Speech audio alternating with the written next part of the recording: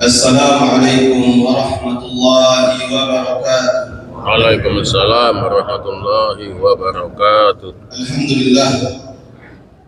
Alhamdulillahilladzi arsala rasulahu bil huda wa dinil haqq liyudhhirahu 'ala ad-dini kullihi walau karihal kafirun. Asyhadu an la ilaha illallah wahdahu la syarika lah wa asyhadu anna Muhammadan 'abduhu wa rasuluh.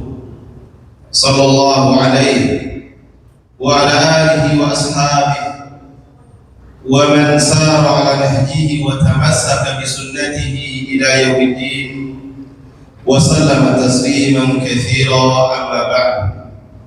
Alhamdulillah, segala puji hanyalah milik Allah Subhanahu wa taala atas segala karunia yang tak terhingga yang senantiasa Allah limpahkan kepada kita semuanya, sehingga di pagi hari ini atau subuh hari ini kita diberikan kesempatan untuk hadir di rumah Allah yang mulia ini dalam rangka menunaikan ibadah salat subuh secara berjamaah, kemudian menyempatkan diri dulu di majelis ilmu, majelis yang semoga diberkahi oleh Allah Subhanahu wa taala. Pagi hari ini saya akan berbicara tentang salah satu ibadah yang ringan, tapi Allah Subhanahu wa taala memberikan berbagai keutamaan yang sangat besar bagi orang-orang yang senantiasa menjaga dan mengamalkan ibadah yang sederhana ini.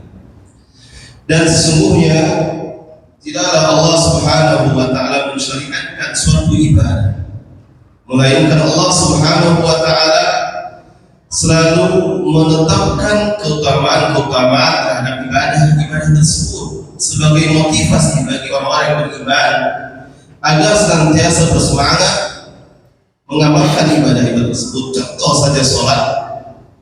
Bahkan setiap sholat pun memiliki keibadah tersendiri. Sholat secara umum ada keutamaannya, dan sholat-sholat tersendiri ada keutamaannya. Kemudian ibadah yang lainnya, puasa, zakat, sedekah, haji, umrah, berbakti kepada kedua orang tua, berzikir, baca Al-Quran, berwudu, Allah menyebutkan berbagai keutamaannya.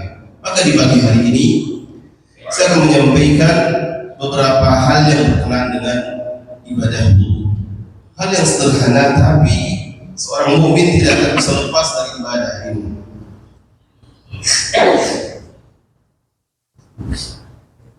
Wudu itu sendiri ada kalanya wajib bagi orang-orang yang akan menunaikan ibadah sholat wajib atau ibadah sholat secara umum, maka wajib bagi orang-orang yang melaksanakan ibadah sholat untuk berwudu ketika dia memang dalam keadaan berhadas kecil.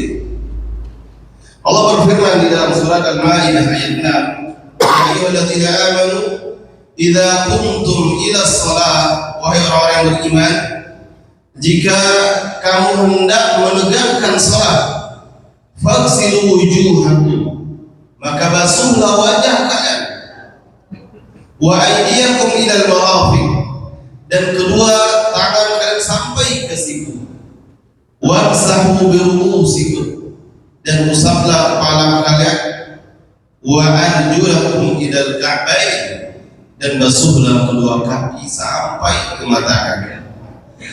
Ayat ini dijadikan sandaran oleh para ulama tentang wajibnya berwudu bagi orang-orang yang akan menunaikan salat. Kemudian Rasulullah SAW di dalam beberapa hadis menyebutkan bahwasanya wudu itu adalah syarat sahnya salat atau syarat diterimanya salat. Bahkan tidak sah salat seseorang walau bagaimanapun banyak rakaatnya, walau bagaimanapun panjang dan lama berdirinya, tapi jika tidak didahului dengan berwudu atau tidak dalam keadaan suci dari hadas besar dan hadas kecil, maka sia-sia salatnya. Oleh karena itu Rasulullah bersabda di dalam hadis muttafaq alaih riwayat Bukhari dan Muslim, "La yaqbalu Allahu salata ahadikum idza ahdath hatta yatawadda. Allah tidak menerima salat salah seorang di antara kamu jika dia berhadas sampai dia berwudu terlebih dahulu. Hadis ini jelas menegaskan kepada kita bahwasanya orang yang berhadas, hadasnya hadas kecil tentunya, kalau hadas besar wajib mati. Jika hadas kecil maka cukup dengan berwudu. Kata Rasulullah, la yaqbalullahu salata ahadikum idza ahdatha hatta yatawadda. Allah tidak akan menerima salat salah seorang di antara kamu jika dia berhadas sehingga dia berwudu terlebih dahulu. Maka wudu syarat diterimanya salat. Di dalam hadis yang lainnya, hadis riwayat Imam Bukhari, Muslim, Imam Tirmidzi, Ibnu Majah dan yang lainnya, Rasulullah bersabda, miftahus salatit tuhur. Miftah, kunci salat itu sebagaimana kunci fungsinya untuk membuka pintu ketika seorang akan masuk ke suatu bangunan, ke suatu tempat yang ada pintunya, atau setiap bangunan yang ada pintunya, maka biasanya kalau ada kunci untuk membukanya tentu dengan ada kunci. Rasulullah mengibaratkan sebagai kunci. Kata Rasulullah, miftahus salatit tuhur. Kunci salat itu adalah suci. Maka barang siapa yang salat tidak bersuci, maka seolah-olah dia tidak masuk dalam salat itu sendiri. Berarti apa yang dilakukannya sia-sia. Begitu pentingnya wudu bagi seorang mukmin, seorang mukminah. Maka sampai-sampai Allah mewajibkan wudu terutama dalam ibadah salat. Dan begitu juga para ulama mewajibkan wudu, jumhur mayoritas ulama mewajibkan wudu ini atau secara umum mewajibkan dalam keadaan suci bagi orang-orang yang melakukan tawaf mengelilingi Ka'bah. Tidak sah tawaf sebagai ibadah jika dilakukan tidak dalam keadaan suci. Di antara dalil yang dijadikan landasan oleh jumhur, oleh mayoritas ulama, hadis riwayat Tirmidzi dan dinyatakan sahih dalam kitab Irwaul Ghalil. Rasulullah bersabda, at-tawafu bil baiti salat. Tawaf mengelilingi Ka'bah itu bagaikan salat. Berarti kalau Rasulullah menyamakan tawaf itu dengan salat, maka dari dasar ini para ulama mengatakan barang siapa yang masuk al-Masjidil Haram ingin tawaf, maka tidak perlu baginya salat tahiyatul masjid. Ini salah satu landasannya. Rasulullah mengatakan at-tawafu bil baiti salat. Tawaf mengelilingi Ka'bah itu bagaikan salat. Illa annakum tatakallamuna fi. Perbedaannya apa? Kata Rasul, perbedaannya kalian boleh berbicara ketika tawaf. Kalau ketika salat itu tidak boleh berbicara. Bahkan ada kisah dalam beberapa riwayat yang sahih. Jadi sahabat yang ketika itu masih belum tahu hukumnya berbicara di dalam salat, mereka mengingatkan sahabat yang lain ketika salat dengan berbicara. Lalu setelah selesai salat, Rasulullah mengingatkan mereka bahwasanya orang yang salat tidak boleh berbicara, tidak boleh mengucapkan atau mengatakan suatu, melafazkan suatu yang di luar dari ucapan-ucapan salat. Makanya Rasulullah pernah ketika sedang salat ada sahabat mengucapkan salam, Rasulullah tidak menjawab waalaikumsalam, tapi Rasulullah memberi isyarat dengan tangannya. Boleh seperti itu. Nah, memang tidak boleh berbicara, dan hadis ini jelas hadis yang menjelaskan bahwasanya tawaf itu bagaikan salat. Bedanya kalau tawaf boleh berbicara, sedangkan salat tidak boleh. Dan persamaannya sama-sama wajib dalam keadaan suci. Oleh karena itu di dalam hadis yang lain, hadis riwayat Muslim, Aisyah mengisahkan. Apa kata Aisyah? Menceritakan lama arada sallallahu alaihi wasallam ayyatu fa tawadda. Ketika Rasulullah sallallahu alaihi wasallam ingin berwudu, dan ini riwayat ini ketika kisah haji wada'nya Rasulullah sallallahu alaihi wasallam sampai ke Mekah, Rasulullah akan tawaf. Apa kata Aisyah? Ya tawadda. Karena Rasulullah berwudu terlebih dahulu sebelum tawaf. Ini juga dalil tentang wajibnya berwudu sebelum tawaf. Jadi dua ibadah ini wajib, salat dan tawaf wajib dalam keadaan suci. Maka wajib berwudu. Kalau berbicara mengenai keutamaan, maka banyak sekali keutamaan. Saya rasa majelis kita yang singkat di subuh hari tidak akan cukup untuk membahas semua keutamaannya. Tapi saya sempatkan juga mengumpulkan beberapa hadis yang menjelaskan kepada kita keutamaan yang begitu besar dari wudu yang dilakukan oleh seorang mukmin. Di antaranya wudu itu sebagai kafarah lidzunub, sebagai penggugur dosa. Jadi ternyata kalau seseorang ingin melaksanakan salat atau ibadah-ibadah yang lainnya belum dia melaksanakannya, baru saja berwudu, wudunya saja sudah bermanfaat sebagai penggugur dosa, apalagi ibadah-ibadah yang lainnya. Contoh, seseorang akan melaksanakan salat lalu dia berwudu, padahal salat itu juga kata Rasulullah as-salawatul khamsu wal jumu'ah ila jumu'ah wa ramadan ila ramadan kafaratun lima bainahunna majtunibat kabair. Salat 5 waktu, Jumat ke Jumat berikutnya, Ramadan ke Ramadan berikutnya, itu sebagai penggugur dosa yang ada di antara ibadah-ibadah tersebut selama dosa-dosa besar tidak ditinggalkan. Nah, belum lagi salat berwudu juga sudah berfungsi sebagai penggugur. Apa dasarnya? Dasarnya hadis riwayat Muslim. Rasulullah bersabda, hadis ini dari Abu Hurairah radhiyallahu anhu. Rasulullah bersabda, "Idza tawadda'a al-'abdul muslim." Jika seorang hamba muslim berwudu, fa ghasala wajhah, lalu dia membasuh wajahnya, kharaja min wajhihi kullu khati'atin nadhara ilaiha bi'ainihi ma'al ma'. Maka kata Rasulullah, kharaja min wajhihi kullu khati'atin nadhara ilaiha, maka akan keluar dari wajahnya semua kesalahan-kesalahan yang bersumber dari matanya. Terus Allah guburkan bersama tetesan terakhir dari air yang menetes dari wajahnya ketika dia membasuh wajahnya. Luar biasa. Wajah kita ini banyak dosanya. Kalau di sini Rasulullah mencontohkan dengan mata, tapi ternyata tidak hanya mata saja.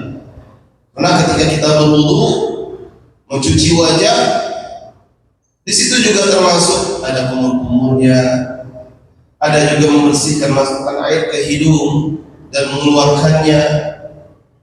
Maka semua yang berhubungan dengan ini gugur semua. Apalagi lisan kita ini kadang berbicara perkataan-perkataan yang Allah tidak menyukainya. Kadang menghibah, kadang melakukan namimah, tak jarang juga kadang mengolok-olok orang lain, teman, padahal teman tidak suka, atau mengeluarkan kata-kata caci makian, bahkan hanya sekedar kata-kata kasar saja, itu sudah menjadi bagian dari dosa besar. Dan semuanya digugurkan dengan wudu. Maka Rasul mengatakan, jika seorang hamba muslim berwudu lalu dia membasuh wajahnya, Allah akan gugurkan dosa-dosa wajahnya, dosa matanya, lisannya dengan air yang membasuh wajahnya sampai tetesan terakhir air yang jatuh dari wajahnya.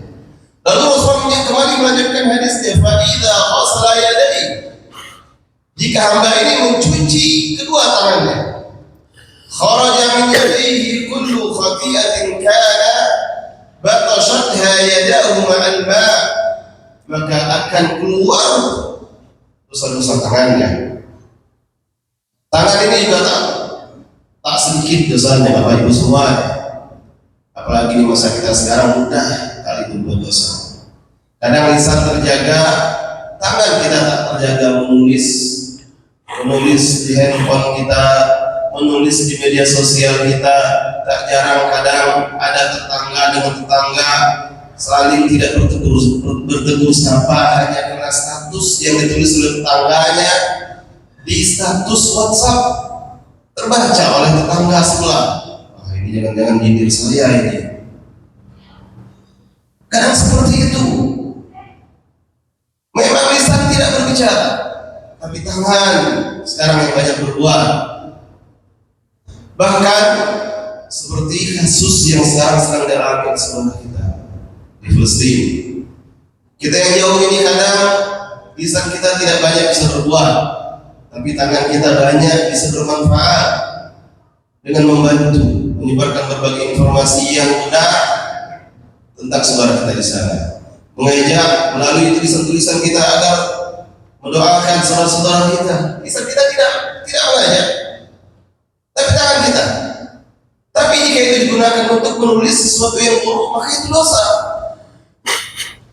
Dan kalau berdasarkan hadis ini, kata Rasulullah, salah satu manfaat dari wudu ketika seorang hamba membasuh kedua tangannya, maka bergugurlah dosa-dosa yang dilakukan kedua tangan tersebut sampai tetesan terakhir yang menetes dari tangan tersebut. Lalu Rasulullah kembali melanjutkan hadisnya, faida wasala rijlain, jika hamba yang berwudu ini mencuci kedua kakinya, kharajat kullu khati'atin masyadha wa rijlahu ma'al ma', maka berguguran pula dosa-dosa yang disebabkan oleh kakinya. Banyak juga dosa kita ini oleh kaki. Kadang memang kaki kita ini melangkah ke masjid, baik itu menjadi saksi di hadapan Allah kelak. Salah satu amal soleh kita, kaki kita ini diarahkan untuk melangkah ke rumah Allah. Tapi kadang ada kalanya kaki kita ini melangkah ke tempat teman-teman merumpi, ghibah dan sebagainya. Itu juga akan menjadi dosanya kaki. Seharusnya kita menghindar, menjauhi tempat-tempat seperti itu. Kadang kaki kita ini juga melangkah ke tempat-tempat yang tidak baik. Tempat-tempat di situ ada hal-hal yang terlarang. Kita masih melangkah juga, walaupun tidak melakukannya. Yang seharusnya kaki ini diarahkan untuk menjauhinya, tapi ketika mendekati tempat dan tahu di sana itu ada sesuatu yang terlarang, maka boleh jadi itu menjadi dosa kaki ini. Atau yang lainnya, kadang tak sengaja kaki ini bisa saja menendang atau digunakan untuk hal-hal yang menzalimi orang lain, bahkan meskipun itu hanya menzalimi makhluk selain manusia, mungkin menendang kucing atau menyakiti binatang-binatang lain yang tidak bersalah, maka itu menjadi dosa bagi kaki kita. Salah satu penggugurnya kata Rasulullah dengan berwudu. Maka seorang muslim ketika dia berwudu mencuci kedua kakinya, Allah gugurkan dosa-dosa kakinya bersama air wudu yang muncul dari kakinya sampai tetesan terakhir yang menetes dari kakinya. Ini hadis yang luar biasa. Jadi ternyata ibadah yang sederhana ini keutamaannya luar biasa besar.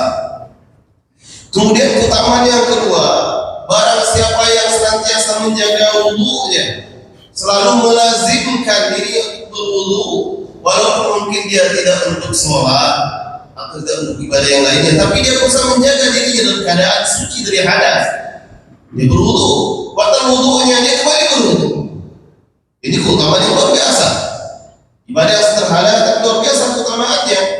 Di dalam hadis riwayat Ahmad, Rasulullah SAW memerintahkan sahabat. Ini dikisahkan oleh Thawban. Kata Rasulullah, istaqim, istiqomahlah, teguhlah dalam agama ini. Istiqomahlah melaksanakan berbagai ibadah-ibadah ketaatan kepada Allah. Walan tuhsu, dan kalian tidak akan sanggup menghitung pahala yang Allah berikan jika kita istiqomah mengamalkan berbagai ketaatan kepada Allah, apapun bentuk ketaatannya. Rasulullah kita akan istiqomah. Lalu kata Rasulullah, wa'lamu anna khaira a'malikum shalah, dan ketahuilah bahwasanya amal-amal yang terbaik yang dilakukan itu adalah salat. Salah satu yang terbaik adalah salat. Wa la yuhafizu 'ala al-wudu, dan kata Rasulullah, tidaklah seseorang itu senantiasa menjaga wudunya illa mu'min, melainkan itu menunjukkan dia seorang mukmin yang sempurna keimanannya. Karena hanya orang mukmin yang baik, yang benar keimanannya, yang tergerak hatinya untuk selalu menjaga wudunya. Ada orang mukmin berwudu ketika akan sholat bagus, tapi ketika ada yang selalu menjaga wudu, mau sholat tidak sholat selalu dijaga, itu luar biasa. Itu yang paling sempurna kata Rasulullah SAW. Oleh karena itu Rasulullah dalam hadis yang lain mengatakan, at-tahuru syatrul iman. Suci itu adalah setengah dari keimanan. Kalau seorang yang senantiasa menjaga kesuciannya, menjaga kebersihan dirinya, berarti dia sudah menjaga setengah imannya. Setengah yang lain dia jaga dengan ibadah-ibadah yang lain. Maka begitu mulianya ibadah wudu ini Gusti Allah, sampai-sampai kedudukannya itu bagaikan setengah iman. Dan barang siapa yang senantiasa menjaga wudunya, maka dia adalah seorang mukmin yang Allah jaga imannya. Kemudian yang ketiga, di antara keutamaan wudu ini, barang siapa yang menjaga wudunya dan memperbanyak wudunya sesuai dengan sunnah yang telah diajarkan oleh Rasulullah SAW, maka semakin dia sempurnakan wudunya, maka semakin Allah jadikan itu sebagai sebab Allah terangi, Allah jadikan bercahaya semua anggota wudunya kelak hari kiamat. Karena itu sahabat ada yang melakukan ketika berwudu, walaupun mencuci tangan itu sampai siku batas minimalnya, dilebihkan sampai ke lengan agar semakin menyempurnakan cahayanya kelak. Dan ini dikisahkan di dalam hadis riwayat Bukhari Muslim dari Abu Hurairah radhiyallahu anhu, Rasul bersabda, "Inna ummati ya'tuna yawmal qiyamah ghurran muhajjalin min athari wudu." Kata Rasulullah, hadisnya panjang, tapi diambil bagian yang menjelaskan bahwasanya umat Rasul itu kelak akan bercahaya pada wudu. Kata Rasulullah, sesungguhnya umatku akan datang kelak pada hari kiamat ghurran muhajjalin min athari wudu, dengan wajah dan semua tangan dan kaki bercahaya. Ghurran muhajjalin, ghurran bercahaya wajahnya, muhajjalin bercahaya tangan dan kakinya, min athari wudu, karena pengaruh wudunya ketika hidup di dunia.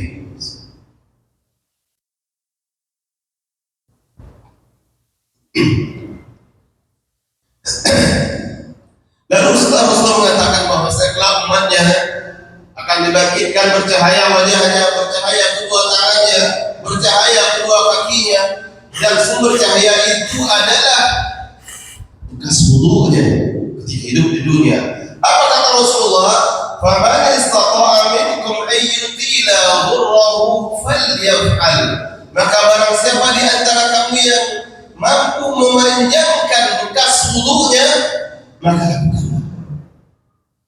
Karena itu dalam hadis yang lain, sahabat Ibnu Mas'ud radhiyallahu anhu ketika berwudu, beliau memanjangkan, menambah sama melebihkan dari sikunya, mencuci kaki, melebihkan dari mata kakinya, lalu beliau membacakan hadis ini seolah-olah beliau ingin menjelaskan kepada orang-orang yang melihat beliau, inilah maksud dari hadis ini, panjangkanlah, yaitu lebihkan dari batas wudu yang seharusnya wajibnya sampai lebihkan, sehingga dengan demikian Allah pun akan lebihkan cahayanya kelak. Dan cahaya itu terang atau redupnya sesuai dengan banyaknya wudu. Semakin banyak wudu, semakin teranglah, semakin besar wattnya. Kalau lampu, ibaratkan lampu, semakin besar wattnya semakin terang. Begitu juga dengan anggota wudu kita. Semakin sering disentuh oleh air wudu, semakin terang kelak pada hari kiamat. Ketika orang-orang butuh cahaya ketika itu, maka seluruh anggota wudu, setiap mukmin yang gemar berwudu, rajin menjaganya, menunaikannya sesuai dengan sunnah-sunnahnya, maka akan terang benderang menerangi posisinya kelak setiap hari. Dan Rasulullah akan melihat Rasul akan mengenal siapa di antara manusia yang dibangkitkan itu, siapa umat-umatnya. Salah satu cirinya adalah cahaya dari wajah dan dari semua wudhu yang lainnya. Hadis ini hadis riwayat Bukhari dan Muslim. Kemudian juga wudhu itu jika ditunaikan dengan sempurna sesuai dengan apa yang telah diajarkan oleh Rasulullah SAW, tidak hanya wajibnya saja, karena wajibnya wudhu itu atau rukunnya membasuh wajah, membasuh kedua tangan sampai siku, kemudian mengusap kepala, lalu membasuh kedua kaki sampai mata kaki. Ini rukunnya, ini wajibnya. Jika juga diamalkan sunnah-sunnah yang lainnya, seperti sebelum berwudu mencuci kedua tangan 3 kali, kemudian berkumur-kumur 3 kali, memasukkan dan mengeluarkan air ke hidung 3 kali, dan sebagainya. Itu sunnah-sunnahnya yang seperti ini yang menunaikan sesempurna mungkin, maka dia mendapatkan keutamaan yang luar biasa. Dan itu salah satunya juga sebagai penggugur keburukan-keburukannya, dosa-dosanya, dan sebagai sebab diangkat derajatnya dari hamba-hamba yang lainnya. Di dalam hadis sahih riwayat Bukhari dan Muslim dari sahabat Abu Hurairah radhiyallahu anhu, Nabi sallallahu alaihi wasallam bersabda, "Ala adullukum ala ma yamhu Allahu bihi al-khataaya aw kahhalin."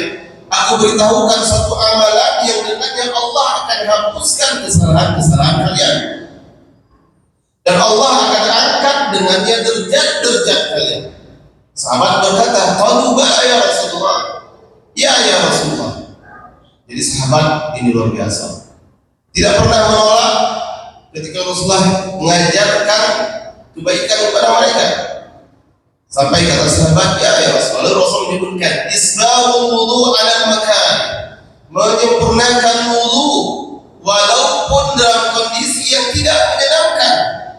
Sempurnakan wudu, apa maksudnya? Sebagian ulama mengatakan, misalnya di musim dingin airnya dingin. Kalau di daerah-daerah yang ada musim dingin seperti di Madinah, ketika Rasul mengajarkan ini tentu berdasarkan kondisi di sana.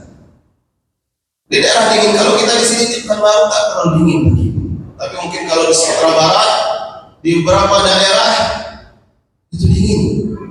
Di pagi hari subuh airnya seperti air dari kulkas, dingin. Seperti orang mungkin akan malas-malasan air dan sebagainya. Maka kalau yang tetap bersemangat berwudu walaupun air dingin dan sebagainya, selama ini tidak membahayakan dirinya, karena ada orang-orang yang ketika tersentuh air dingin kadang ada juga menolak. Ada orang-orang, saya pernah melihat beberapa teman, kalau mandi air dingin itu merah-merah seperti kali gata badannya. Ada yang seperti itu, alergi. Ada yang juga kalau kena air dingin lalu menggigil seperti orang Arabia dan sebagainya. Tidak apa air dingin. Kalau seperti ini tidak apa-apa, dia meninggalkannya, tidak terlalu sempurna sampai melebihkan. Cukup dia yang wajib-wajibnya saja, mencucinya mungkin cukup 1 kali kalau sudah sempurna, kecuali kalau belum sempurna. Karena berwudu itu tidak mesti harus 3 kali. Boleh Rasul pernah melakukan 1 kali, tapi memang harus sempurna sudah membasuhnya. Boleh pernah 2 kali, dan yang paling utama 3 kali. Maka dalam hadis ini Rasul mengatakan, di antara wudu yang dengannya Allah gugurkan dosa dan Allah angkat derajat adalah menyempurnakan wudu walaupun dalam keadaan yang tidak menyenangkan, tidak disukai. Wa kathratul khutha ilal masajid, dan banyaknya langkah menuju masjid. Nah, di sini juga ada keutamaan berjalan kaki ke masjid sebenarnya. Berwudu, sempurnakan wudunya, kemudian ke masjid dengan berjalan kaki. Wa intidhar shalah ba'da shalah, dan juga menunggu salat setelah salat, menunggu salat berikutnya. Fadzalikumur riba, maka itu juga bagaikan riba. Riba itu berjaga-jaga di perbatasan negeri kaum muslimin yang berbatasan dengan negeri-negeri kafir yang sedang berperang dengan kaum muslimin. Itu pahalanya luar biasa kata Rasulullah. Bahkan di dalam salah satu hadis Rasul menjelaskan, ada dua mata yang kelak tidak akan disentuh oleh neraka. Yang satu mata yang menangis karena takut kepada Allah, ingat dosa-dosanya, lalu menangis. Yang kedua mata yang tidak terpejam di malam harinya karena menjaga keamanan kaum muslimin.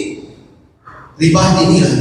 Sebagian ulama juga menjelaskan ini termasuk orang-orang yang kalau melakukan ronda malam menjaga keamanan kaum muslimin, termasuk dapat pahala. Tapi ikhlas karena Allah ya, menjaga kaum muslimin. Pahala berjaga di malam hari, tidak tidur untuk menjaga keamanan kaum muslimin, itu luar biasa sekali. Maka kalau yang kebagian ronda atau ronda di lingkungan, kalau memang masih sanggup fisik masih kuat, ambil pahala yang luar biasa. Sepertinya pahala seperti sederhana. Jangan hanya dianggap tugas sebagai warga RT dan sebagainya, tapi nilai itu sebagai pahala, seorang amal ibadah. Allah Rasulullah yang mengatakan dalam hadis sahih riwayat Bukhari Muslim, yang menjaga atau yang sholat, yang wudu itu bagikan ribat pahalanya. Dan salah satu pahalanya orang yang ribat tidak akan disentuh kelak oleh neraka. Itu luar biasa. Di sini Rasulullah mengisyaratkan yang menyempurnakan wudu dihapuskan dosanya dan ditinggikan derajatnya. Kemudian juga di antara keutamaan wudu itu Rasulullah SAW bersabda di dalam hadis riwayat Ahmad dan Nasai, "Man tawadda'a kama umir," barang siapa yang berwudu sebagaimana diperintahkan, wa shalla kama umir, dan yang menunaikan salat sebagaimana diperintahkan, ghufira lahu ma taqaddama min dzambi, maka akan diampuni dosa-dosanya yang telah lalu. Ini luar biasa. Ibadah sederhana tapi pahala luar biasa. Karena sebagian kita karena belum baca hadisnya merasa itu ibadahnya biasa saja, tidak begitu. Mungkin sebagian merasa itu ibadah pelengkap. Ternyata ibadah tersendiri yang memiliki keutamaan tersendiri. Dan jika digabungkan dengan beberapa ibadah yang lainnya, memiliki keutamaan yang jauh lebih besar lagi. Kemudian juga di antara keutamaan wudu itu, wudu menjadi salah satu sebab seorang hamba itu dimasukkan ke dalam surga. Berdasarkan hadis yang diriwayatkan oleh Imam Muslim dari sahabat Uqbah bin Amir, Nabi bersabda, "Ma min muslimin yatawadda," tidaklah seorang muslim berwudu, fayuhsinu wudu'ahu, lalu dia membaguskan wudunya, thumma yaqum, kemudian dia menegakkan salat 2 rakaat.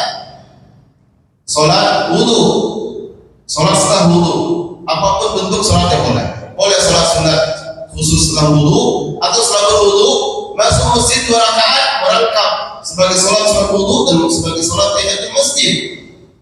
Kata Rasulullah, tidaklah seorang muslim membaguskan wudunya kemudian dia salat 2 rakaat mukhbirun alaihi ma biqalbi, dia sepenuh hatinya menghadap kepada Allah di dalam salatnya dan juga wajahnya dihadapkan kepada Allah, illa wajabat lahul jannah, melainkan surga itu menjadi tempat yang wajib. Ini keutamaan luar biasa. Dan ini digabungkan dengan wudu dan salat 2 rakaatnya. Kalau salat saja tentu tidak mendapatkannya, atau wudu saja tidak keutamaan yang tadi yang disebutkan. Tapi kalau keutamaan yang ini, berwudu lalu salat 2 rakaat, itu besar keutamaannya. Ini contoh ibadah wudu lalu digabungkan dengan ibadah yang lainnya, memiliki keutamaan yang luar biasa, yang mana utamanya ditempatkan di surga. Allah telah menyiapkan baginya surga. Hadis riwayat Muslim.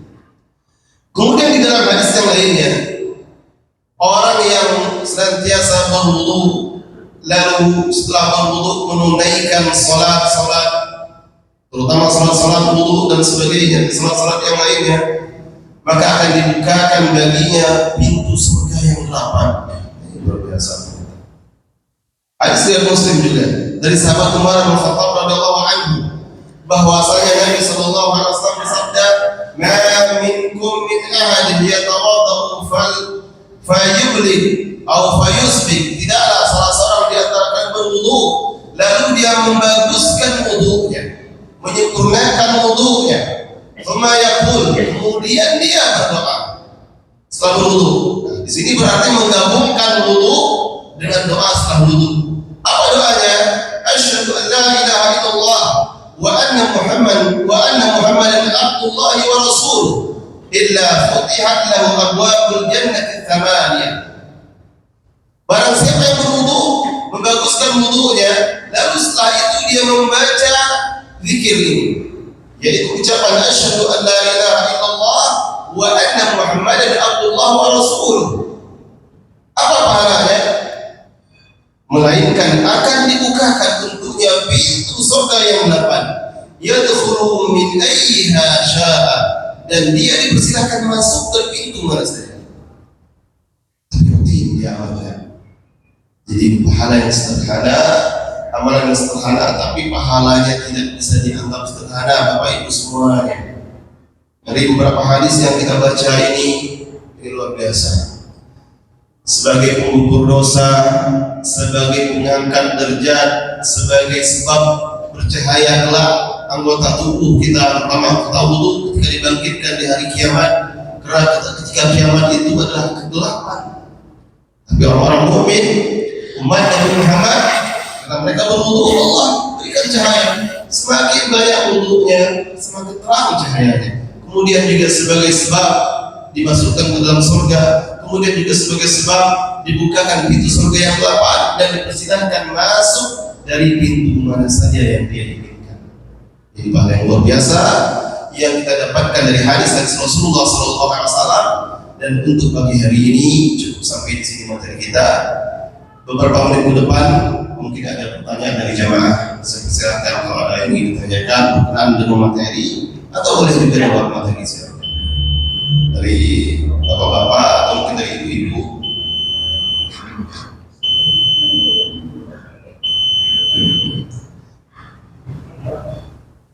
Baik, itu ada beberapa pertanyaan. Kalau duduknya jauh-jauh jadi kadang saya tidak sempat melihat. Apalagi mic-nya kan sebelah ini. Kalau lihat begitu suara. Ya, silakan dulu. Assalamualaikum warahmatullahi wabarakatuh. Waalaikumsalam warahmatullahi wabarakatuh. Terima kasih Pak atas kesempatan ini saya bisa bertanya. Pak, yang diwajibkan itu Pak hanya 4 anggota bagian tubuh yang diwajibkan di sini. Rukun. Yaitu terdiri pertama muka, tangan, kepala dan kaki Pak. Apakah benar itu Pak? Itu pertanyaan saya. Terima kasih Pak. Baik. Pertanyaannya, yang diwajibkan dalam berwudu itu hanya 4 anggota. Tangan, wajah, tangan, kepala dan kaki. Ya, memang seperti itu. Allah menyebutkan di dalam surah Al-Maidah yang tadi juga sudah saya singgung, itu rukunnya untuk wajibnya. Sebagian ulama menambahkan itu rukun yang dicucinya. Tapi sebagian menambahkan yang wajib itu sebelum mencuci itu niat itu wajib. Jadi ada 6 semuanya, 4 yang anggota tubuhnya, lalu ada yang lainnya, yaitu niat wajib. Dan yang terakhir setelah niat itu baru mencuci tangannya, mencuci wajah, kemudian mencuci kedua tangan sampai siku, mengusap kepala, setelah itu mencuci kaki sampai mata kaki. Setelah itu at-tawali atau mutawaliyah itu terus menerus, tidak boleh terputus dalam waktu yang lama. Contoh, seorang berwudu setelah mencuci wajah, mencuci tangan, tiba-tiba terdengar suara handphone berbunyi lama. Ini masuk ini. Akhirnya ditinggalkan dulu wudunya. Dia angkat handphonenya lama sekali. Setelah itu baru dia kembali wudu. Nah, ini tidak dibenarkan yang seperti ini. Dan seperti ini tidak dibenarkan.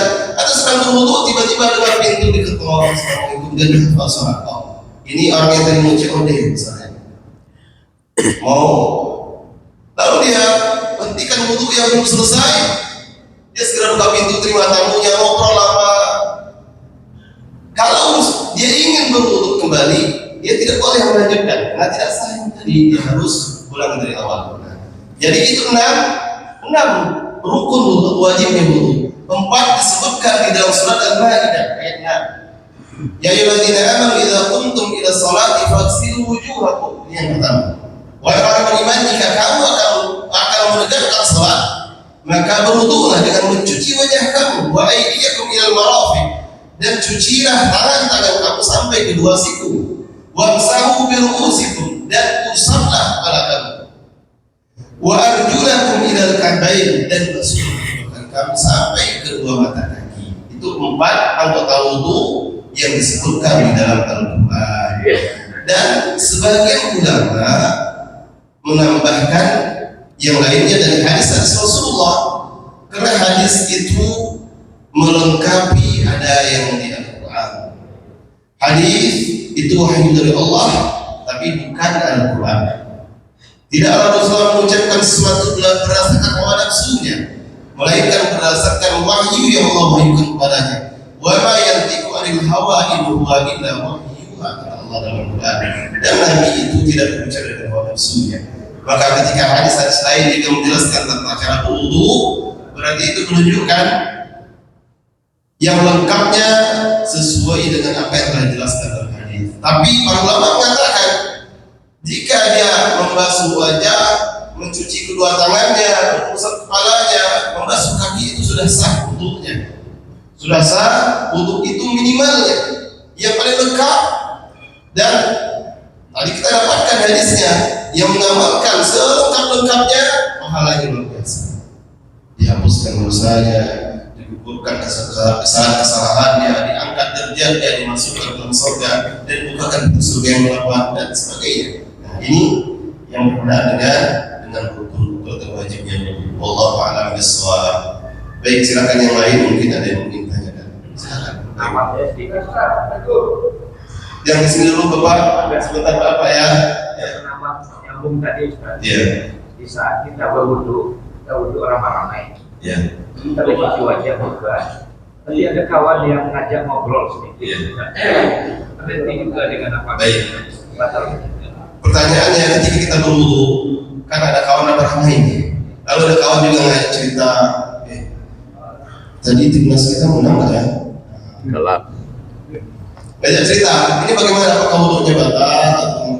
Jika itu hanya sekedar berbicara biasa saja, tidak batal. Yang batal itu meninggalkan wudu, menghentikan wudunya dalam waktu yang lama. Tapi berwudu sebelum bicara tidak membatalkan wudu.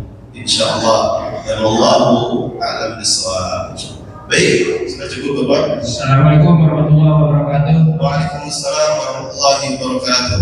Ustaz, kalau kita misalnya menahan buang angin, terutama menjalankan ibadah suci di Mekah ataupun di masjid, bolehkah kita menahan buang angin? Tidak mengatakan dulu. Oke, terima kasih. Pertanyaannya, setelah kita berwudu, ini mungkin saya sedikit tambahkan. Setelah kita berwudu, lalu terasa ingin buang angin, sedangkan kita berada di tempat-tempat yang susah berwudu, seperti di Mekah, ketika tawaf, sa'i dan sebagainya. Kalau sa'i tidak wajib dalam keadaan suci, tapi ketika tawaf itu wajib dalam keadaan suci. Bolehkah kita menahan buang angin? Ini juga sama seperti seseorang yang sholat, bolehkah menahan buang angin? Jawabannya boleh, tapi ulama memakruhkannya. Maksudnya apa? Jika ditinggalkan berpahala, jika dilakukan tidak apa-apa. Lebih baik ditinggalkan. Misalnya mau buang angin, keluar saja, silakan. Kalau bisa jangan di situ, boleh jadi aromanya tidak sedap.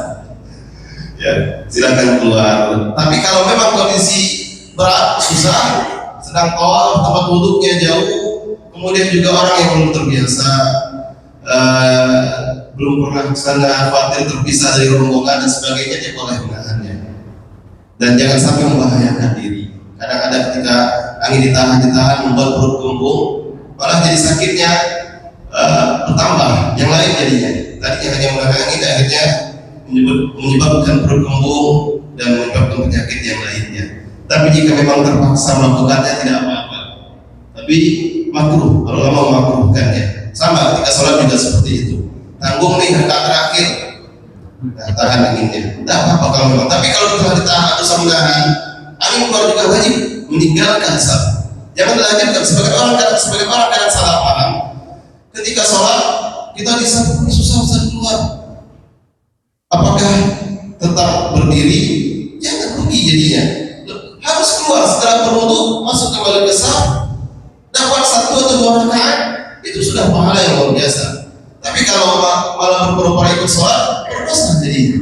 Sholat dalam keadaan tidak suci, nah ini berdosa. Yang betul itu ketika batal wudu segera keluar.